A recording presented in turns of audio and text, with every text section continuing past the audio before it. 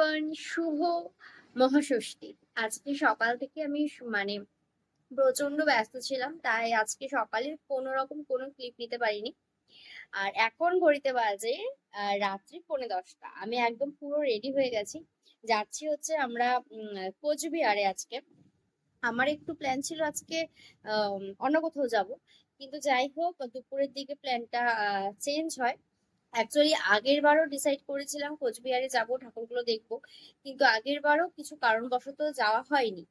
তাই এবার ভাবলাম যে চলো, যখন একবার চান্স এসেছে তাই আহ চলে যাই।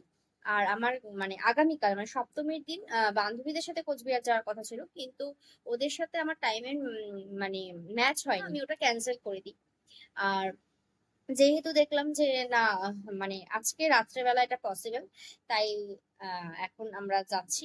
আর এই তো কিছুক্ষণের মধ্যে বেরোবো ধরো। আহ পুরোপুরি রেডি হয়ে গেছে। জাস্ট এই 10-15 মিনিটের মধ্যে আমরা বেরিয়ে যাবো। সেই মেঘবালিকার গল্প হোক, শহর জুড়ে বৃষ্টি হোক, রোদুর হোক, আজ শুধুই তাহার ডাক নাম। পাতা ঝরা শব্দের টুকরোরা কাল বৈশাখীর মতো মুখ চোরা, সব ভিজে যাকার বেঁচে থাক।